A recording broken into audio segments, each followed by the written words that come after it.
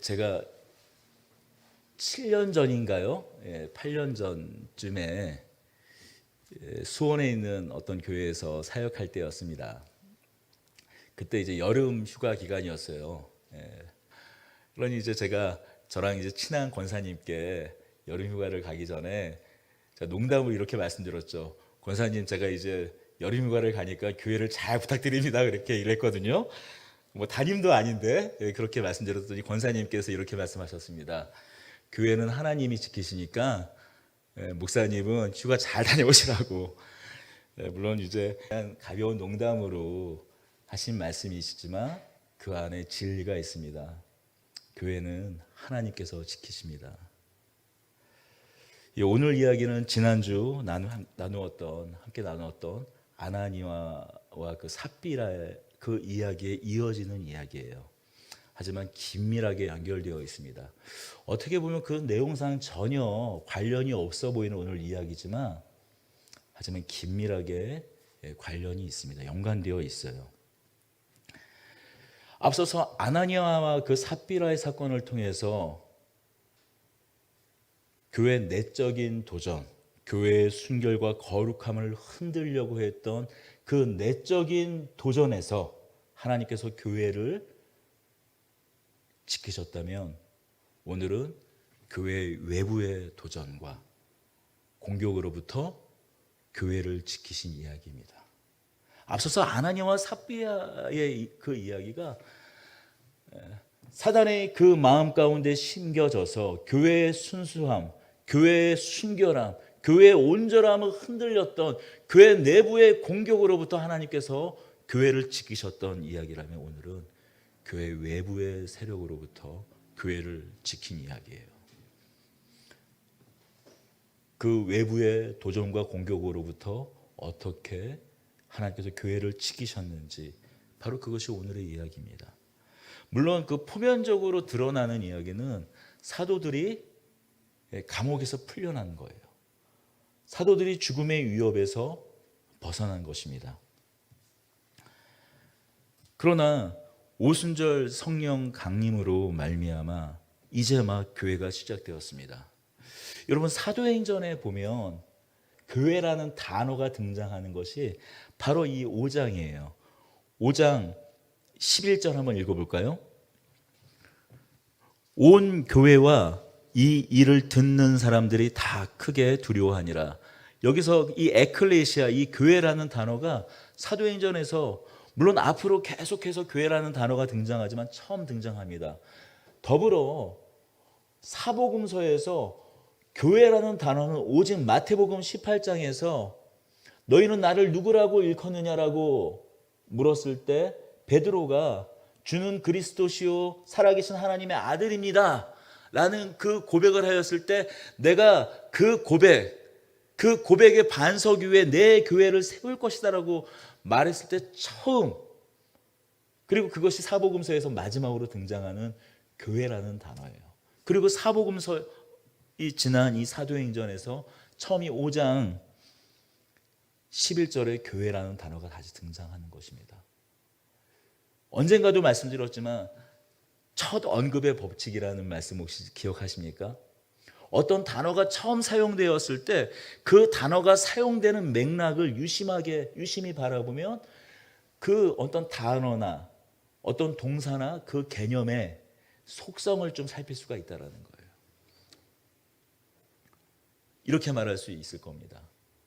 믿음의 고백 위에 세워진 교회는 항상 내적으로 외적으로 공격을 받는 교회다 라고 말할 수 있을 거예요. 영적인 그 공격 앞에 처음으로 사도행전에선 교회라는 단어가 등장하는 겁니다.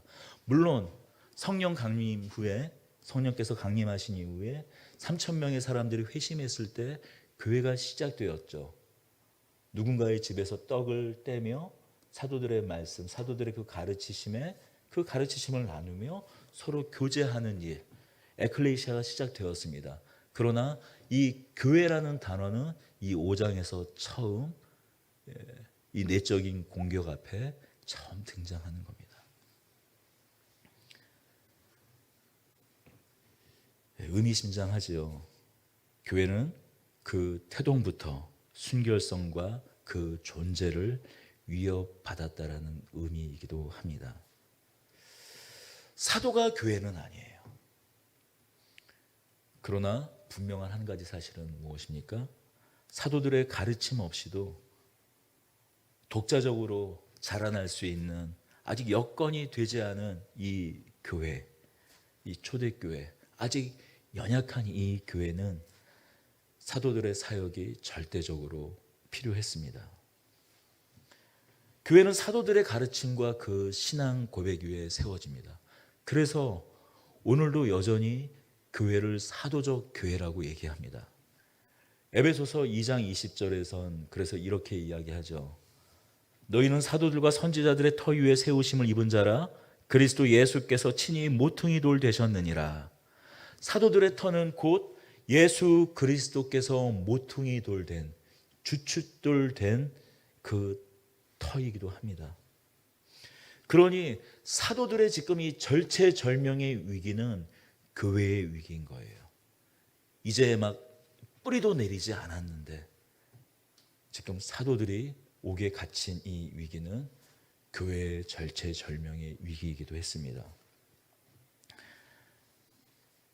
지금 성전 미문에서 이 남에서부터 걷지 못한 사람을 고친 후에 먼저 베드로와 요한이 옥에 갇히고 신문당하는 장면이 4장에서 등장을 합니다. 그때의 위협과 위기와는 지금 비교도 할 수 없는 상황이에요. 제가 절체절명의 위기라고 말씀드린 이유가 있습니다. 21절을 우리 함께 읽어보겠습니다. 그들이 듣고 새벽에 성전에 들어가서 가르치더니 대제사장과 그와 함께 있는 사람들이 와서 공회와 이스라엘 족속의 원로들을 다 모으고, 앞서 4장에 모였던 사람들은 누구입니까? 그 대제사장의 그 관정에 모였던 사람은 대제사장과 대제사장의 문중과 장로들과 관리들이었어요. 우리가 흔히 말하는 사내들인 그 공회의 일원들이었습니다. 그런데 그것만으로 부족해서 이제 온 이스라엘의 원로들을 다 불러 모았어요. 왜 모았을까요? 사도들의 생명을 지금 죽일 뜻을 모으고 그 뜻을 하나로 모으기 위해서예요. 사람의 목숨을 죽이는 일이기 때문에 그걸 함부로 했다가는 뒷감당이 안 되니까 일종의 여론을 형성하고 동의를 구하는 그런 어떤 형식적인 절차를 위해서 지금 온 이스라엘의 원로들을 다 모은 거예요. 왜요? 지금 사도들을 죽이려고 하는 겁니다. 앞에 4장에서는 베드로와 요한이었어요. 지금 사도들입니다. 지금 사도 중에 일부인지 아니면 그 전부인지는 알 수 없지만 문맥을 따라 보면 지금 거의 모든 사도가 잡혀 들어왔다고 보아도 될 겁니다. 이들이 만약 죽는다면 어떻게 될까요? 아직 교회의 조직과 교회의 뿌리도 채 내리기 전에, 말씀 안에서 제대로 세워지기도 전에 교회는, 이제 막 시작된 이 연약한 교회는 넘어지고 말 겁니다. 와해되고 말 겁니다. 그런데 이 새벽녘 대제사장과 공회와 이스라엘 원로들이 다 모였을 때 신문하려고 사람들을 옥에 보냈는데 사도들이 사라진 거예요. 옥문을 지키는 사람들도 있는데 감쪽같이 사라진 거예요. 지금 19절을 한번 보면 주의 사자가 밤에 옥문을 열고 끌어내어 이르되, 주의 사자가 마치 열쇠꿀러미를 풀어서 막 이렇게 끄집어낸 것처럼 보이지만 지금 다시 23절을 보세요. 이르되 우리가 보니 옥은 든든히 잠기고 지키는 사람들이 문에 서 있으되 문을 열고 본즉 그 안에는 한 사람도 없더이다 하니. 지금 순간이동을 한 거예요. 사도들입니다. 많게는 지금 12명에서 적게는 적어도 6명 이상의 사람들이 지금 나가는데 그 옥문을 지키는 이 간수들이 아무도 모르게 지금 사라진 거예요.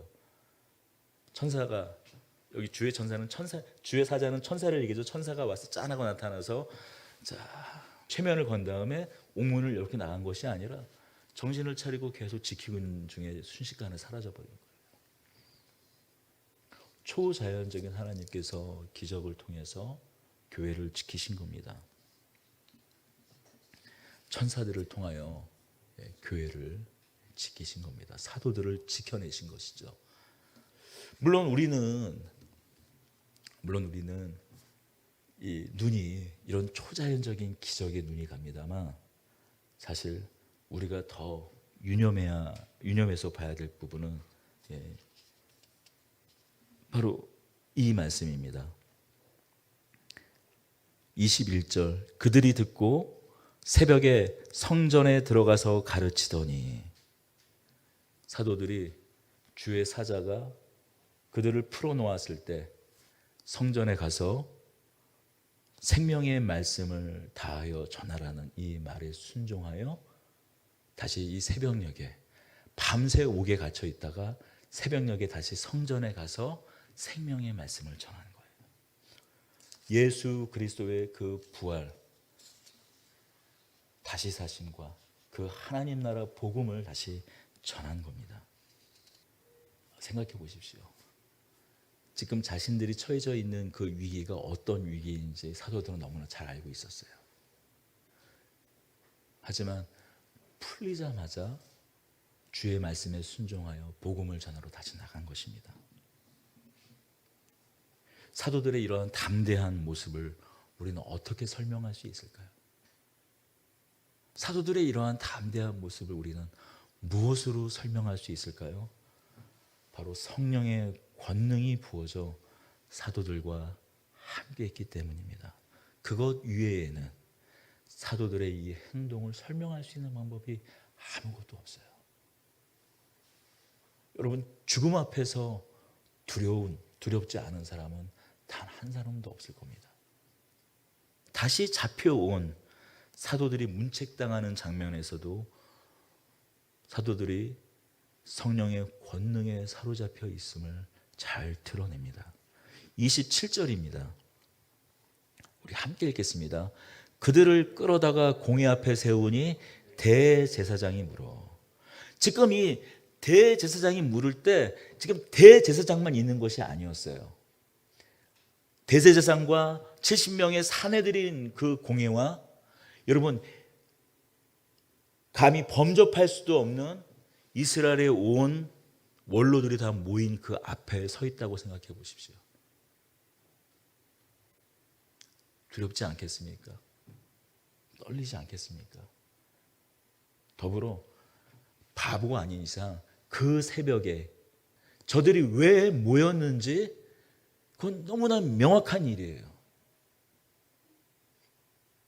빌미를 잡아 자신들의 생명을 해하려는 것을 충분히 알 수 있었습니다. 더군다나 제사장이 묻습니다.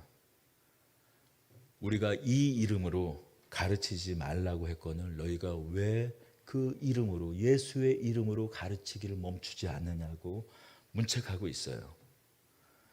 그 이유는 이 사람의 피를 우리에게 돌리려는 의도 아니냐고 묻습니다. 28절 이르되 우리가 이 이름으로 사람을 가르치지 말라고 언금하였으되 너희가 너희 가르침을 예루살렘에 가득하게 하니 이 사람의 피를 우리에게로 돌리고자 함이라. 이 사람의 피를 우리에게 돌리고자 함이라는 말씀의 뜻은 무엇입니까? 예수 그리스도를 죽인 이 모든 책임 그것을 우리에게 돌리려고 하는 것 아니냐라고 지금 문책하고 있는 거예요. 묻고 있는 거예요. 사도들이 무엇이라고 대답하니까 29절입니다. 베드로와 사도들이 대답하여 이르되 사람보다 하나님께 순종하는 것이 마땅하니라. 너희가 나무에 달아 죽인 예수를 우리 조상의 하나님이 살리시고 이스라엘에게 회개함과 죄사함을 주시려고 그를 오른손으로 높이사 임금과 구주로 삼으셨느니라. 너희가 이 일에 대한 책임을 우리에게 돌리려고 하는 것 아니냐. 예수 그리스도를 죽인 것에 대한 책임을, 그 모든 책임을 우리에게 돌리려고 하는 것 아니냐 하자 뭐라고 말합니까? 맞아! 너희가 나무에 달아 죽인 예수라고 콕 집어 얘기하는 거예요. 지금 상황이 지금 더 심각해지고 있는 거예요. 앞서 4장에서는 공회만 모였다면, 산헤드린 공회만 모였다면 이제 온 이스라엘 원로들이 다 모였습니다. 그때 4장 10절을 한번 읽어보면, 잠깐 앞으로 가서 보면 이렇게 얘기했습니다. 그때 베드로의 대답은 이거였어요. 너희와 모든 이스라엘 백성들이니라고 얘기해요. 제사장을 포함해서 모든 이스라엘. 그러니까 좀 묻히는 거죠. 묻어가는 개념이었다면 이번에는 핀셋으로 꼭 집어서 너희가 죽인 예수라고 얘기하고 있어요. 그래, 너희가 죽였잖아. 너희의 그 세력들이 죽이지 않았느냐고 꼭 집어 얘기하고 있는 거예요. 지금 여기에 너희는 바로 대제사장과 사두개인 그룹이에요. 베드로와 사도들의 대답은 단순히 예수를 죽인 이 책임을 묻는 것과 더불어서 대제사장과 사두개인의 그 신학적 존립 기반을 흔드는 겁니다. 지난번 사도행전 4장의 말씀을 전할 때 이 대제사장과 사두개인 그룹은 부활을 믿지 않는 사람들이라고 말씀드렸을 것입니다. 이 대제사장 그룹이라고 얘기하지만 이 제사를 맡는 어떤 직분을 가진 사람들이지만, 이 사두개인이라는 그 뜻의 그 어원은 사독의 사람들이라는 거예요. 다윗왕을 배반했던 그 엘리 제사장 그룹이 나중에 이제 멸문당하고 사독 그 계열의 제사장들이 대제사장 그룹으로 계속 이어지거든요. 그래서 그의 후손들을 다 이렇게 통칭하는 이름이 사두개인입니다.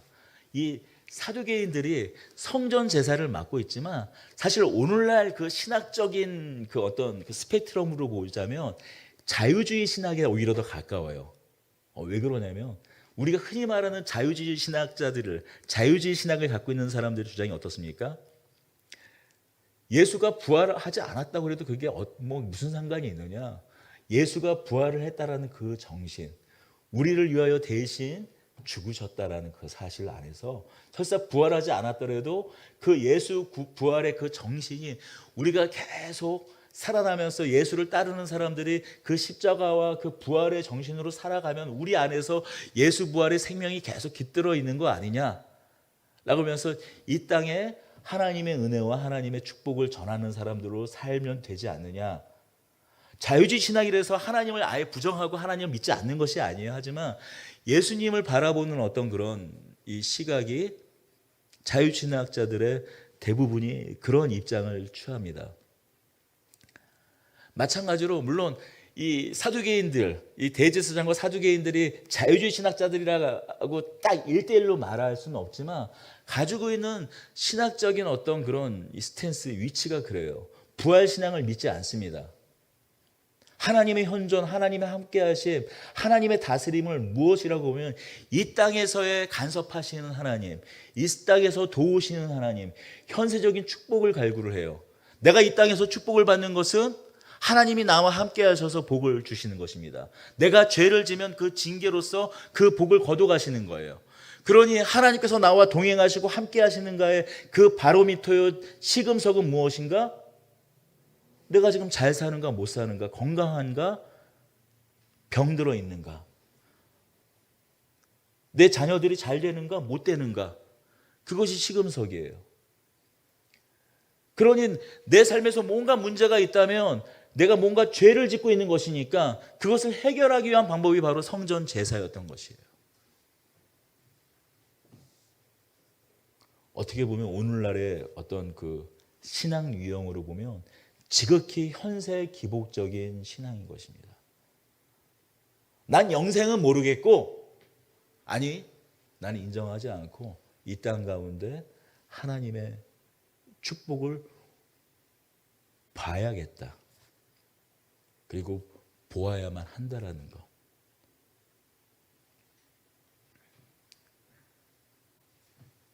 바로 이것이 대제사장과 사두개인들의 신학이었어요.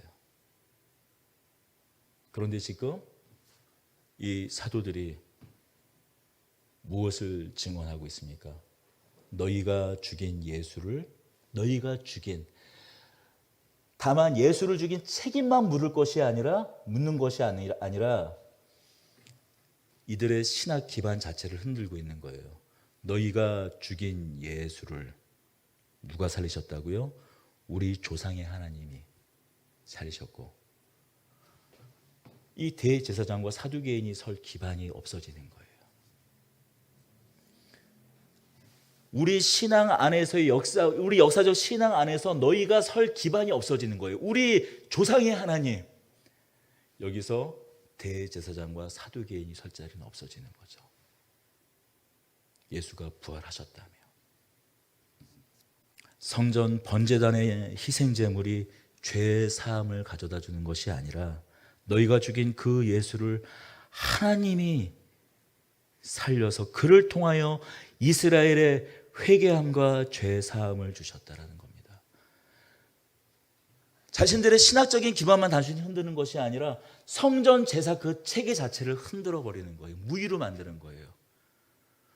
너희가 잘 살려면, 하나님의 은혜를 받고 축복받고 살려면은 너희 죄를 성전에 나와서 번제단에서 그 번제를 드려 해결받아야 하나님과의 관계가 회복되고 너희 죄가 회복되는데, 어떻게 회개함을 받고 죄가 사해진다고요? 예수 그리스도로 말미암아 회개함을 받아 죄가 사해진다라는 거예요. 그 신학적인 존립 기반과 대제사장과 사두개인이 장악하고 있는 그 성전 체제, 그것을 완전히 흔들어 버리는 거예요. 그러니 죽일 수밖에 없는 거죠. 죽여야만 하는 것이죠. 처음에는 이 사도들이 온 이스라엘 사람들, 예루살렘에 모인 사람들로부터 칭송받고, 그들이 점점 주목받는 것에 대한 어떤 시기심으로 시작되었지만, 물론 그 안에 위기의식이 있었지만, 지금은 이제 자신들의 모든 그 존립 기반, 존재 그 근본 토대를 지금 사도들이 흔들어 버리고 있는 겁니다. 그런 대제사장과 사두개인들 그 앞에서 지금 사도들은 마치 죽기로 각오한 사람처럼 얘기해요.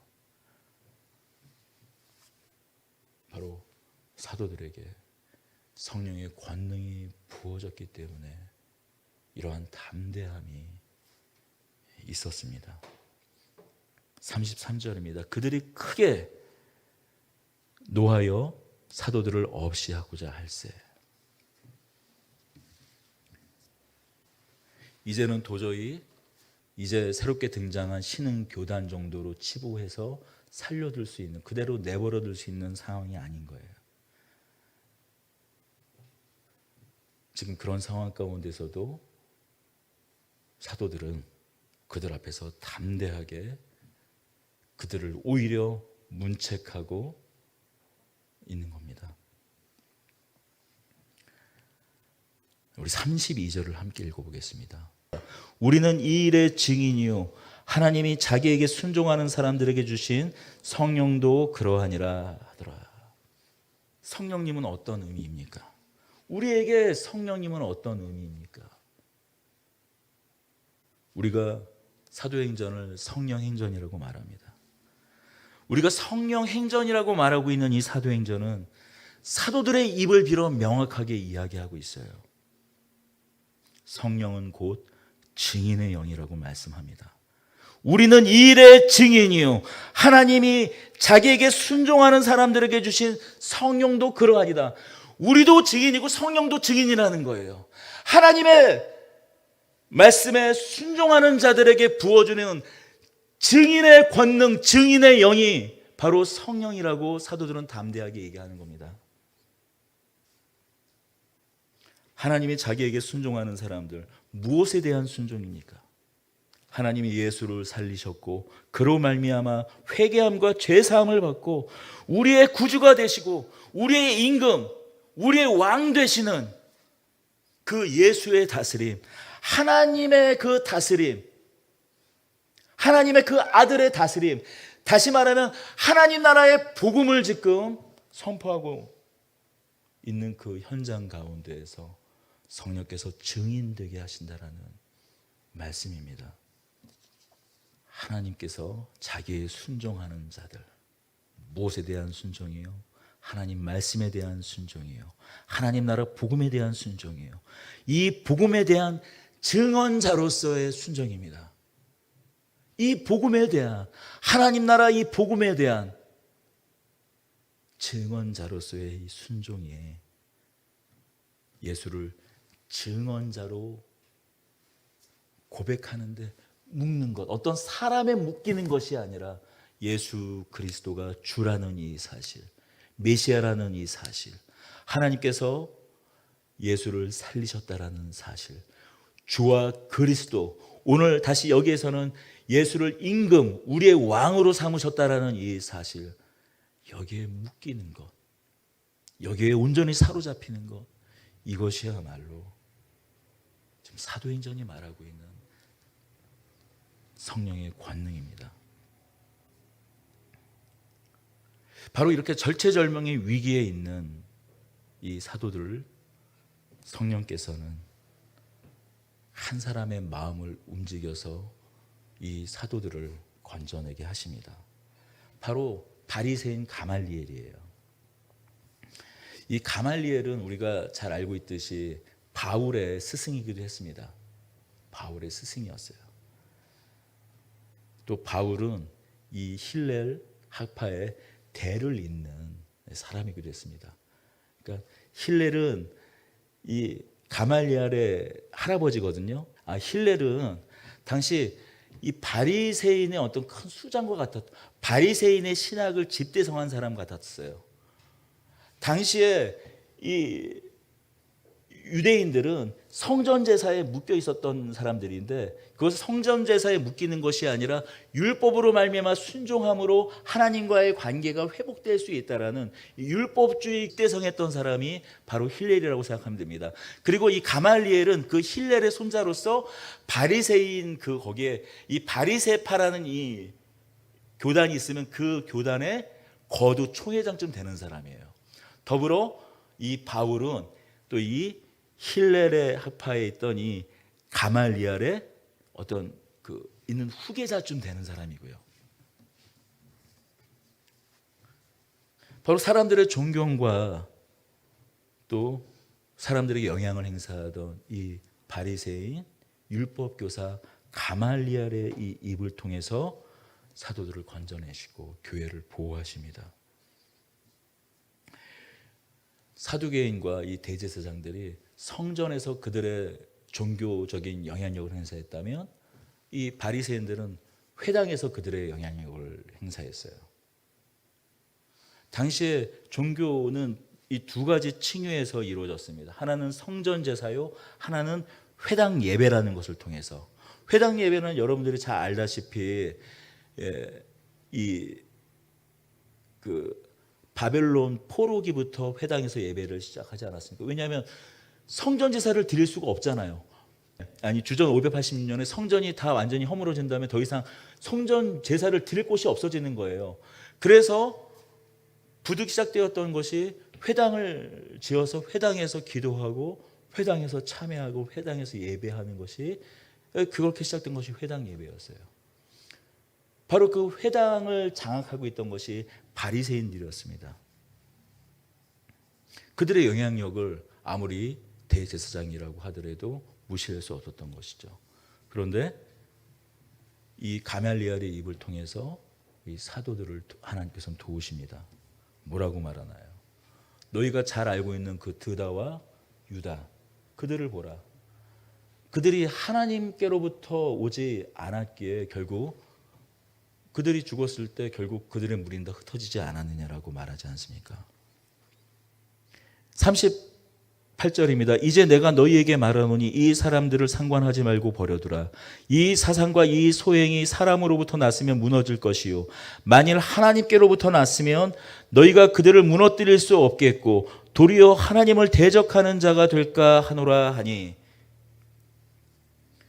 특히 유다라는 사람은 유명한 사람이었습니다. 자기 자신이 제2의 모세, 메시아라는 거예요. 그래서 자기를 따르는 사람들을 다 갈릴리 바다 앞으로 가서 내가 이제 저 갈릴리 바다를 가르겠다라고 했어요.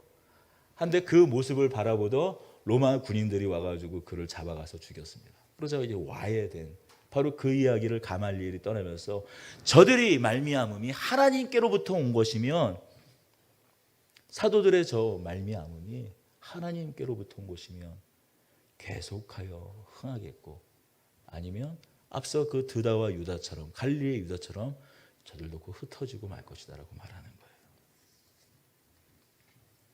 하나님은 앞서서 천사들을 통하여서 초자연적인 방법으로 사도들을 도우셨다며 교회를 보호하셨다면 이제는 어떻게 보면 또 다른 적대 세력인 바리새인의 입을 통하여 사도들과 이 교회를 보호하고 계시는 겁니다.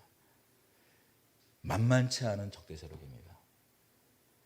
이제 성전 제사에서 조금 해방되고 벗어난 새로운 무언가를 만들어냈는데 그 율법조차도 아니고 율법을 지키는 것이 율법을 온전히 수행하는 것이 하나님의 구원과 제사함을 받는 것이 아니라 오직 하나님께서 살리신 예수로 말미암아 우리가 회개함과 죄사함을 얻는다라는 바리새인도 마찬가지로 지금 이 신흥 어떻게 보면 당시 종교 세력인 이 사도들은 역시 위험한 그룹이었습니다. 그럼에도 불구하고 바리새인의 입을 통하여 사도들을 보호하고 있는 거예요. 물론 여러 가지 이유가 있을 수 있어요. 바리새인들이 비록 율법주의자들이긴 하였으나 그들은 부활을 인정을 했던 사람들입니다. 그럼에도 불구하고 하나님께서는 바리새인의 입을 사용하셔서 사도들과 교회를 보호하시는 겁니다.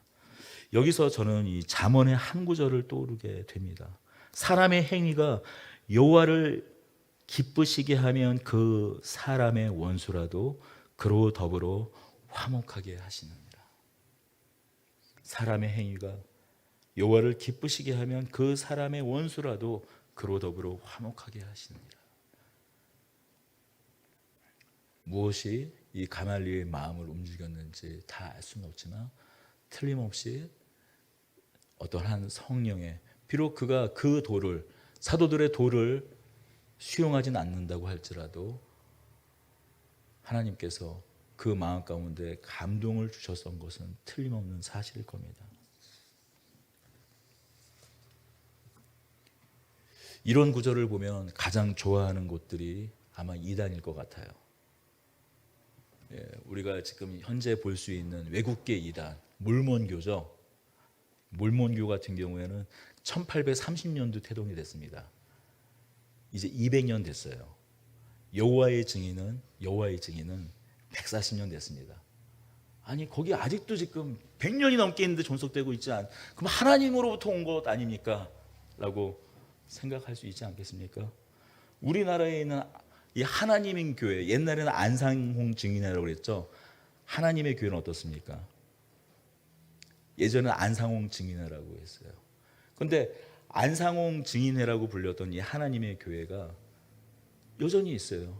그 교주가 죽었는데도 불구하고 흩어지지 않고, 안상홍이 스스로 살아있을 때 자기는 영생해야 한다고 그랬거든요. 그런데 국수 먹다가 급체해 죽었어요. 그래서 누가 그걸 라면 먹다가 죽었다고 잘못 말했다가 소송 올렸죠. 근데 나중에 다시 라면이나 국수나 뭐 똑같지 않냐 해가지고 풀려났는데, 아무튼 국수 먹다가 죽었습니다. 지금은 그의 두 번째 부인인 장길자가 그 안상홍 증인회를 하나님의 교회로 이름을 바꿔서 활동을 합니다. 여전히 활발하게 활동을 하고 있어요. 그러면 이 말씀대로 따르면 거기도 하나님으로부터 온 곳입니까? 벌써 200년이나 된 몰몬교 여호와의 증인, 아니 교주가 죽었는데도 여전히 활동하고 있는 다 하나님으로부터 온 곳입니까? 그렇지 않지요. 하나님께서 이 비상적인 이 시국에 교법사, 예전엔 교법사라고 이 개역 개정 한글에 나와 있고 지금은 이제 율법 교사라고 되어 있는데, 이 율법 교사의 권위와 이 설득력 있는 말을 사용하여서 사도들을 지키고 교회를 보호하신 것이죠. 이 말을 다만 어떤 한 그 보편적인 진리로 끄집어내는 데는, 모든 시대 가운데 있는 보편적 진리로는 끄집어내는 데는 문제가 있을 겁니다. 그러면 가깝게는 유대교와 기독교 사이 한 중간쯤 되는 여러분 이슬람은 어떻게 바라볼 겁니까? 600년입니다. 아예 종교를 넘어서서 그럼 불교는요. 애시당초 잘못된 교리, 잘못된 이 출발에서 시작된 것이니 아예 논외로 쳐야 될 것입니다. 우리 마지막으로 우리 40절에서 42절을 읽겠습니다. 그들이 옳게 여겨 사도들을 불러 채찍질하며 예수의 이름으로 말하는 것을 금하고 놓으니 사도들은 그 이름을 위하여 능욕받는 일에 합당한 자로 여기심을 기뻐하면서 공회 앞을 떠나니라. 그들이 날마다 성전에 있든지 집에 있든지 예수는 그리스도라고 가르치기와 전도하기를 그치지 아니하리라. 여러분, 우리는 성령 세례, 성령 충만, 성령의 권능을 4장 12절에서 16절 사도들의 손을 통하여 민간의 표적과 기사가 많이 일어나매 믿는 사람이 다 마음을 같이하여 솔로몬 행각에 모이고 그 나머지는 감히 그들과 상종하는 사람이 없으니 온 백성이 칭송하더라. 사도들로 말미암아 민간의 기적들과 기사가 일어나고 어느 정도냐면 그들의 그림자라도 밟힐까 하여 자신들의 침상, 병든 자들의 이 침대를 그 그림자라도 밟히게 하려고 끌고 올 정도의 그 권능을 우리는 사모하여서 성령을 대망하고 성령을 바라보고 성령을 구하지만, 여러분, 그것을 성령 세례라고 하던 성령의 충만이라고 하던 성령의 역사라고 하던 그 역사는 여기까지가 성령의 역사입니다. 사도들은 그 이름을 위하여 능욕받는 일에 합당한 자로 여기심을 기뻐하면서 교회 앞을 떠나니라. 능욕받는 자로 합당히 여김을 기뻐하면서. 대제사장들이 사도들을 그냥 내줬을까요? 그냥 내보냈을까요? 채찍질을 그냥 요식적으로 몇 대 때리고 그냥 내보냈을까요?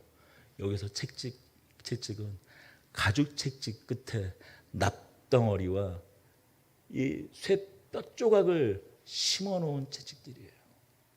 한 번 때리고 긁어낼 때마다 살점이 뜯어지는 채찍들입니다. 여러분, 여기까지가 성령 충만이에요. 여러분, 우리가 구하는 성령 충만은 무엇입니까? 성령의 권능은 무엇입니까? 능욕받는 그것까지도 기뻐하는, 거기까지가 성령 충만인 것입니다. 우리는 지금 어느 자리에 있습니까?